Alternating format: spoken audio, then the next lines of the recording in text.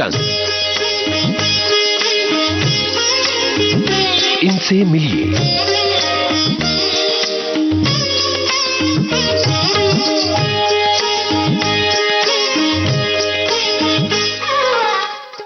इनसे मिलिए इस कार्यक्रम में आज हमारे साथ हैं जाने माने प्रसारक और लेखक भारतेंदु विमल। बहुत बहुत स्वागत है आपका। मुझे भी प्रसन्नता है आपके पास आकर और विविध भारती के स्टूडियो में आकर के। ये मेरे लिए भी एक नया अनुभव है। धन्यवाद। जिन लोगों का रेडियो से नाता रहा है भारतेंदु जी, जो अलग अलग रेडियो चैनल सुनते रहे हैं, वो आपकी इस आवाज को पहचान गए होंगे कि एक बहुत ही मशहूर रेडियो चैनल बीबीसी के लिए आप बरसों बरस काम करते रहे हैं।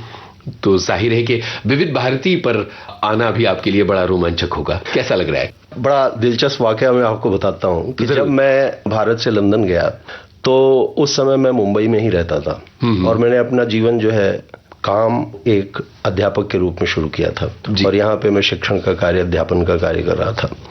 एक बार ऐसा भी मौका आया था कि जब मैंने इंटरव्यू दिया था और इंटरव्यू में मैं यहाँ पर सक्सेसफुल नहीं हुआ था विविध भारती। हाँ, तो एक ऐसा लगा कि जो काम मैं यहाँ करना चाह रहा था मुंबई के अंदर, जैसे मैंने संस्कृत में एमए किया हुआ है, मैंने सोचा था कि कहीं किसी कॉलेज में लेक्चरशिप मिल जाए या कोई इस तरह के इंटरेस्ट थे, किसी अखबार में कोई काम मिले। सारे संपर्कों संबंधों के बावजूद वो संभव नहीं हुआ। तो धीरे धीरे करके फिर थोड़ा रास्ता मैंने अलग किया और बस यहाँ से निकल गए। दाना पानी जहाँ का होता है वहाँ खींच के ले जाता है। लंदन पहुंच गए। क्या बात है। मैं ये जानना चाहूंगा कि आप कहाँ के रहने वाले हैं और लंदन जाने से पहले मुंबई किस तरह से आए थे? ये पूरी गाथा बताइए। आपको खिचड़ी अच्छी लगती है? बिल्कुल। मैं खिचड़ी हूँ क्योंकि मेरे पिताजी जो थे वो पंजाब से थे जी, और मेरी माँ जो थी वो यूपी से थी। तो इसलिए पंजाब और यूपी की खिचड़ी हूँ। तो इसलिए आप जहाँ का भी मानिए वहाँ का मान लीजिए। लेकिन यह है कि मातृभाषा या पितृभाषा कहिए, वो पंजाबी होते हुए भी कभी मैं पंजाब में ना तो रहा हूँ, ना हमारे घर में व्यक्तिगत रूप से पंजाबी कहीं बोली भी नहीं जाती जी। तो जो भी मेरा काम रहा, शिक्षा रही, वो सारा का सारा हिंदी माध्यम से हुआ। संस्कृत में एमए किया तो इसलिए हिंदी ही मेरी मुख्य भाषा बनी। उसी में लिखना, पढ़ना, उसी में काम करना शुरू से कुछ ऐसा ही रहा है। तो आपकी परवरिश मुंबई में ही हुई है? परवरिश तो नहीं कह सकते, मैं बहुत घूमा फिरा हूँ। मेरे पिताजी संस्कृत के बहुत अच्छे स्कॉलर, विद्वान थे। मेरी माँ भी संस्कृत की विदुषी थी। तो उस तरह के उनके कार्य थे, कहीं पढ़ाना, अध्यापन या कहीं प्रेस वगैरह के काम में उन्होंने काफी दिलचस्पी ली थी। तो उनके साथ साथ घूमते रहे। यूपी में भी रहे, जिसमें देवरिया, बनारस, ये और वैसे मेरी शिक्षा जो हुई फिर बाद में गुरुकुल में हुई। एटा में पढ़ा, वहाँ का स्नातक हुआ। उसके बाद हरिद्वार में जाकर महाविद्यालय ज्वालापुर से, उसके बाद कानपुर से मैंने संस्कृत में एमए किया। अच्छा। और अब आप पूछिए कि कब किया था? कब किया था? आश्चर्य होगा आपको ये जान करके कि मैंने एमए फाइनल का एग्जाम कानपुर से 1966 में दिया था। क्या अब आप हिसाब लगा लीजिए। बढ़िया। मुंबई कैसे आना हुआ था? जी, बड़ी दिलचस्प कहानी है वैसे अगर आप पूछे तो। मैं महाविद्यालय ज्वालापुर में पढ़ता था और उस समय में मैं स्नातक होने वाला था। एक फिल्म बन रही थी किशोर कुमार जी की, गंगा की लहरें। तो वो शूटिंग के लिए वहां आए थे। पूरा का पूरा उनका यूनिट आया हुआ था हरिद्वार में। और कुछ ऐसे संयोग बनते गए कि मैं उनके पास तक पहुंच गया, शूटिंग का भी हिस्सा बना, मतलब शूटिंग में उनके साथ रहा। और वो मुझे बोले कि अरे तुम मुंबई आना तो मुझे मिलना। हम तो राजा हो गए, बोले हमें तो हीरो ने बुलाया, किशोर कुमार ने बुलाया, अब हमें तो मुंबई जाना है। कहने का मतलब ये घूमने फिरने की दृष्टि से, उससे पहले मैं कभी आया नहीं था मुंबई। घूमने फिरने के लिए यहाँ आया था, पर मुंबई मुझे अच्छा लगा। मुड़ के चला तो मैं गया, स्नातक भी हो गया, लेकिन उसके बाद में फिर मुंबई चला आया। एमए करना बाकी रह गया था, तो भी मैं आधा यहाँ रहता था, आधा कानपुर में चला जाता था और छात्रावास में रह करके पढ़ाई करता था। तो इस तरह से ये मुंबई आया मैं। लेकिन उसके बाद अच्छा मुझे लगा, तो फिर एमए करने के बाद भी मैंने कोशिश यहीं पे की। और कुछ ऐसा हुआ कि स्कूल में मुझे जगह मिल गई, स्कूल में मेरी नियुक्ति हो गई, तो मैं यहाँ पर पढ़ाने लगा। और फिल्म संसार से कोई नाता नहीं रहा तब? फिल्म संसार से नाता इतना ही था कि लोगों से मिलना जुलना हुआ, तो उसमें संबंध बनते गए, लोगों का स्नेह मिला। कुछ पुराने लोग थे, उन परिवारों में आना जाना रहा। इंटरेस्ट मुझे बहुत था। तो एक्टिंग और लिखना फिल्मों के लिए ये सिलसिला बना तो किस तरह से बना और कब बना? जब धीरे धीरे करके मैं यहाँ से लंदन चला गया, तो एक्चुअली लंदन में ही मैं कहूँगा कि इस तरह के मुझे मौके कुछ मिले। वहाँ पर कुछ जैसे यूनिवर्सिटीज़ वगैरह की कुछ फिल्में बनती हैं तो उनमें मुझे इनवाइट किया, तो मैंने थोड़ा उनके साथ काम किया। उसके बाद कुछ भारत से यूनिट्स आती रहती हैं वहाँ, फिल्मों की भी, टेलीविज़न की भी। कहीं से उन्होंने मुझे ढूंढ लिया, कहीं से उन्हें पता लगा, संपर्क किया, तो टीवी सीरियल्स में भी 1-2 जगह काम कर लिया। इसी तरह से 2-4 फिल्मों में भी काम कर लिया। और कुछ मित्र थे जो यहाँ मुझे जानते थे, क्योंकि हमेशा आना जाना तो रहा ही है मेरा मुंबई में, और वो मित्रता भी मेरी बहाल रही, उन लोगों के साथ बनी रही। तो जब कभी उनका किसी प्रोजेक्ट के बारे में वहाँ आना हुआ तो उन्होंने मुझे संपर्क किया, तो उनके साथ काम कर लिया।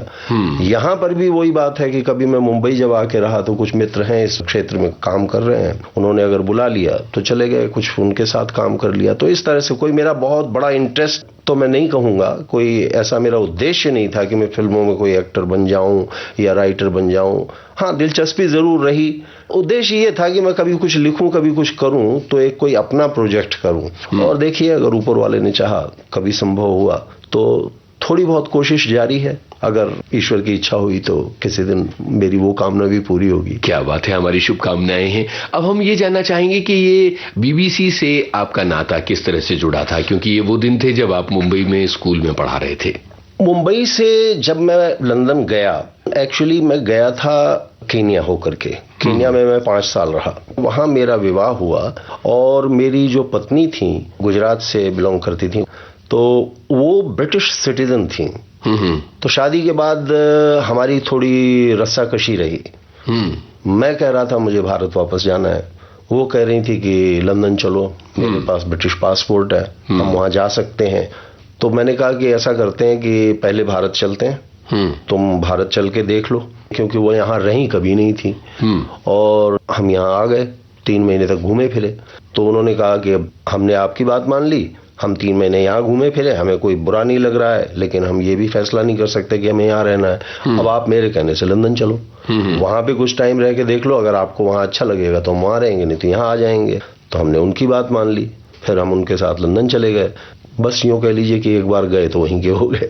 अच्छा। पहले 1 साल 2 साल कश्मकश चलती रही कि यहाँ रहेंगी, वापस भारत जाएं, लेकिन धीरे धीरे जब उनको भी जॉब मिल गया, मुझे भी जॉब मिल गया, फिर मेरे बेटे का जन्म वहाँ हो गया। तो ये सब परिस्थितियां ऐसी थी कि जिनकी वजह से हमने ये फैसला किया। जी। बीबीसी का भी एक बड़ा संयोग था। एक्चुअली वहां पे मैं काम काज दूसरे कर रहा था। मैंने एक अखबार में भी थोड़ा काम किया, वहाँ हिंदी का एक अखबार था, उसके साथ थोड़ा काम किया। उसके अलावा दूसरी कोई छोटी मोटी नौकरियां भी ढूंढ रहा था, लेकिन अब मैं तो संस्कृत में एमए था, तो उससे कोई कैरियर बनाना मेरे लिए बहुत आसान नहीं था। जी।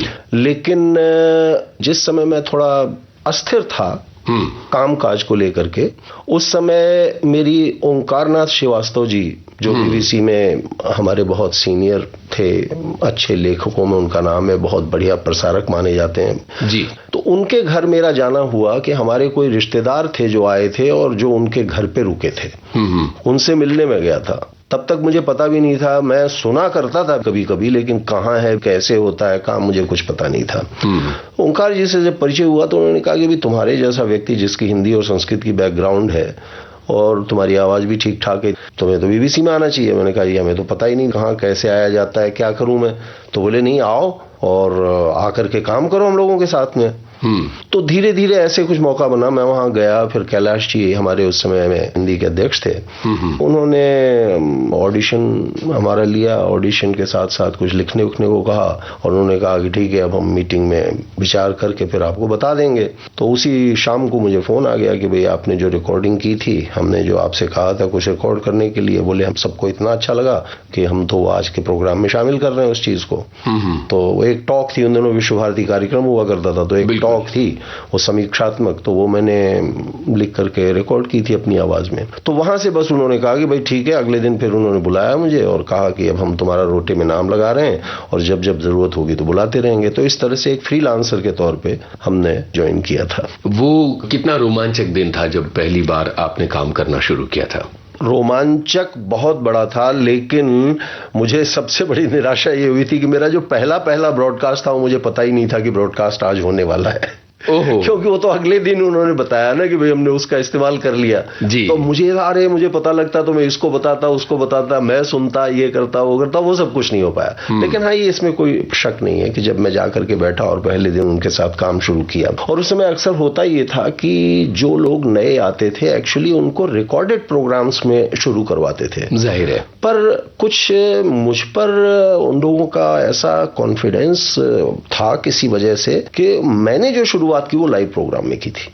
क्या बात है। हाँ, आजकल प्रोग्राम मेरा पहला प्रोग्राम था उस रिकॉर्डिंग के बाद जिसमें मैंने शिरकत की थी, भागीदारी निभाई थी। एक व्यक्ति उसको प्रोड्यूस करता है और दूसरे 2-3 हम पार्टिसिपेंट्स होते हैं जी। एक व्यक्ति न्यूज करता है, 4-5 की टीम होती थी। तो हम पार्टिसिपेंट्स में थे कि भाई हमें कोई डिस्पैच दे दिया या कोई टॉक दे दी, उसको हमें अपने शब्दों में अपनी तरह से लिखना है। जितना समय सीमा होती है रेडियो में तो आपको पता है सेकंड टू सेकंड हम लोगों को निभानी पड़ती है उस कार्यक्रमों में। तो इस तरह से मैंने आजकल से शुरुआत की थी। धीरे धीरे ऐसा हुआ कि क्योंकि हमारे जो मैगजीन प्रोग्राम्स होते थे वो तो अक्सर रिकॉर्डेड होते थे सारे, जैसे उस समय नीलाभ थे, अचला भी कर रही थी प्रोग्राम, हमारी सीनियर कलीग थी, तो नीलाभ अश्क जो है स्पोर्ट्स प्रोग्राम किया करते थे। तो उन्होंने मुझे पहली बार कहा कि भाई चलो आप मेरे साथ स्पोर्ट्स में पार्टिसिपेट करो।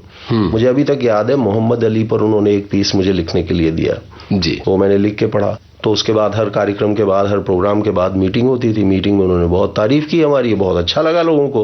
तो कहने लगा कि यार तुम तो स्पोर्ट्स बहुत अच्छा करते हो। मैंने कहा भैया हमें तो स्पोर्ट्स की ABCD नहीं आती है।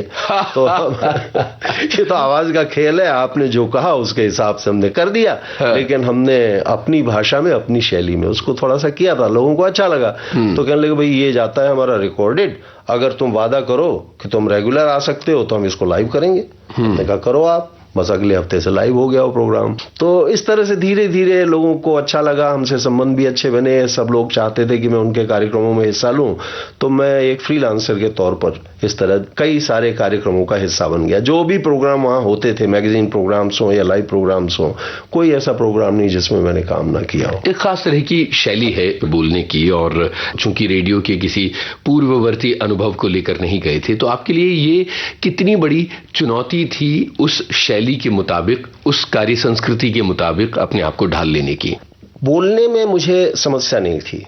उसका कारण मैं आपको बताऊं कि बचपन से तकरीबन 10-12 साल की उम्र से मुझे ऐसे मौके मिलते रहे कि जहां मैं स्टेज पर पब्लिक में कुछ न कुछ बोलता रहा। जैसे कोई वाद विवाद प्रतियोगिता में छात्रों के तौर पे, स्कूलों की जो होती थी उनमें, गुरुकुलों की होती थी उनमें, उसके अलावा इंटर यूनिवर्सिटी कॉम्पिटिशन्स, इस तरह की बहुत सी जगहों पर मतलब बोलता मैं काफी था स्टेज पर। तो वो हिचक मेरे अंदर नहीं थी। आवाज अपनी होती है, भाषा आपकी अपनी होती है, शैली आपकी अपनी होती है, वो आप दूसरों की सुन के, पढ़ के धीरे धीरे विकसित करते हैं, डेवलप करते हैं। किसी को शैली के लिए बहुत जल्दी ट्रेनिंग नहीं दे सकते हैं, वो थोड़ा सा तो नेचुरल होता है, तो मानना पड़ेगा। वो तो बाकायदा आपकी अपनी शख्सियत का हिस्सा होता है। तो भाषा की भी वही बात है। मैं हमेशा से इस पक्ष में रहा कि हालांकि मेरी बैकग्राउंड संस्कृत की है, मैं तो संस्कृत में पोएट्री भी लिखता था और आज भी थोड़ा उतना अभ्यास नहीं है, लिख सकता हूं। लेकिन मान्यता मेरी हमेशा से ये रही है कि ब्रॉडकास्ट में, रेडियो ब्रॉडकास्ट हो या चाहे टेलीविजन पे प्रसारण हो, उसमें भाषा बहुत संस्कृत निष्ठ नहीं होनी चाहिए। जी, बोलचाल। हाँ, बोलचाल मतलब जहां तक हो सके थोड़ा सरल हो, ताकि जो हम कह रहे हैं वो इंसान को समझ में तो आए कि मैं कह क्या रहा हूं। मैं अगर संस्कृत में बोलना चाहूं, किसी को कुछ पढ़ लेना पड़े, तो उसका फायदा क्या है जी। तो वो मेरा प्रयास जरूर रहा। आपसे बातचीत का ये सिलसिला हम अगले हफ्ते भी जारी रखेंगे, क्योंकि हमारी कुछ बातें रह गई हैं। बहुत बहुत शुक्रिया यहां आने के लिए। तो दोस्तों, जाने माने प्रसारक और लेखक भारतेंदु विमल से बातचीत का ये सिलसिला अगले हफ्ते जारी रहेगा। बातचीत की आपके इस दोस्त यूनुस खान ने, प्रस्तुतकर्ता हर्षवर्धन गवई। इनसे मिलिए,